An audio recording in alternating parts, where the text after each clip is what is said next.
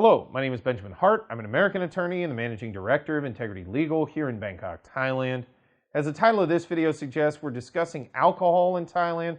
We've discussed this a little bit. It's really not really what I intended the bailiwick of this channel or the thrust of this channel to be, but these alcohol bans are having a tremendous impact, especially on SMEs, food and beverage sector, small businesses here, restaurant sector, yes, the entertainment sector as well, bars, pubs, etc.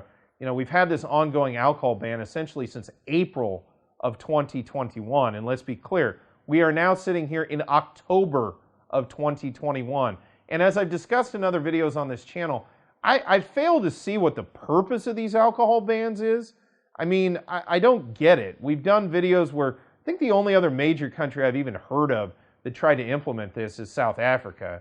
And, you know, we did a video on that where we kind of explained they were kind of befuddled as to what the reasoning was behind it down there as well. And folks in their food and beverage sector, you know, were asking why this was going on. And South Africa's got more problems, arguably, at this point than the alcohol ban. But, you know, here in Thailand, Thailand's the only country I've really heard of that's done this. And I haven't even seen any studies. I haven't seen any data out there. Doesn't mean there isn't any. I'm not creating the impression that if there is some, you know, I'm always happy to stand corrected. If you see some data regarding alcohol bans in this overall situation, you know, put it in the comments below. I'll happily have a look at it. But I haven't seen any data where banning alcohol has anything to do with mitigating this overall public health issue, you know, such as it is. I just haven't seen that. But getting back to the thrust of this video, it's sort of this question of, does Thailand have a love-hate relationship with alcohol? I was recently reading in the Pattaya Mail, it's pattayamail.com, article is titled, Thailand's booze laws are always a cocktail of confusion. Quoting directly, Thailand's love-hate relationship with alcohol goes back a long way. Booze only became a significant issue in Thai politics in the 19th century when Chinese immigrants first set up distilleries for white spirit, and the Thai government urgently seized the opportunity to tax the product. Yeah, it is actually interesting. The history of alcohol policy, it's all one of taxation. You know, taxation is you know, except for prohibition, which we saw in America what happened when you prohibit alcohol. It ain't good. And maybe Thailand could take a look at what happens when you prohibit alcohol. You essentially create a criminal underworld out of people that were not part of the criminal underworld. And on top of that, you dramatically decrease your tax revenues associated with alcohol. That's the other thing people forget. It was a huge problem. You know, people kind of forget in American history, and there were other factors at play with the Great Depression, but one thing, I've read this in a few different places, one thing that's often overlooked is the fact that they weren't, you know, states especially, weren't getting excise tax receipts off of alcohol. And that had a lot to do with, you know, keeping state coffers replenished and thereby allowing certain public spending to go on, which wasn't going on in the Great Depression because you can't tax something that's illegal or it's more difficult. And yes, I know there are those who will get into things like the Volstead Act and talk about, yeah, there were ways in which you could have alcohol in the system, but the widespread consumption of alcohol in a legal context was massively curtailed during Prohibition, and it only augured well for criminal elements, and it did not augur well for public coffers.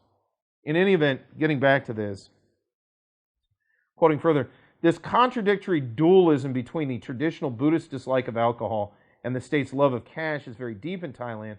It explains the cocktail of confusion. I love the writing here. It's fantastic. Again, those who are watching this, Thailand's booze laws are always a cocktail of confusion. Pattaya Mail, pattayamail.com. And yeah, we've discussed this in other videos. Thailand can be a very conservative place, but it's also simultaneously a very tolerant place. And you see this with alcohol.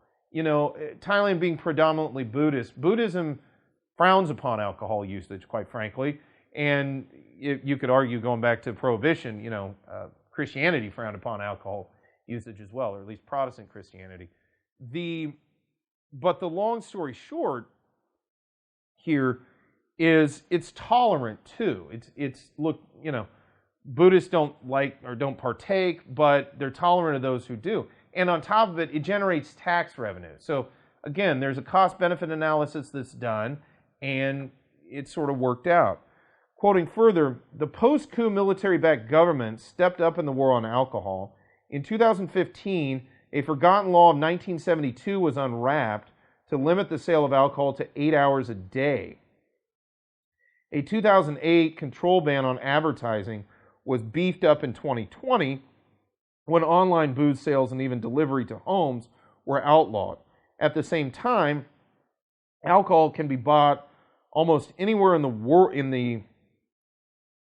almost anywhere, and the World Health Organization estimates there is one retail outlet selling booze for every 100 citizens in the kingdom. Okay, one way to look at it. Long story short, it is interesting. There does seem to be this kind of, cognitive dissonance with respect to alcohol policy here in Thailand. That said, I think policymakers need to bear in mind that no matter what their own personal biases are one way or the other on this topic, it has an integral impact on the food and beverage sector. And we've made videos on this. People in the food and beverage sector have noted that it's not only detrimental, it's almost ludicrous to presume that the food and beverage sector can continue on without alcohol being involved, And now we've seen Phuket has reopened. The ban on alcohol has been lifted in Phuket, so presumably, hopefully, we're going to see similar moves being made up here in Bangkok and possibly Pattaya, Hua Hin, and other places relatively soon. The sooner the better, quite frankly. These SMEs that have been hanging on really by their fingernails in the food and beverage industry could really use some help. And the best thing that could be done, it doesn't need to be subsidized. The best thing that could be done is just get out of their way and let's go ahead and get this booze ban off the table and start moving forward with business here in the Kingdom of Thailand.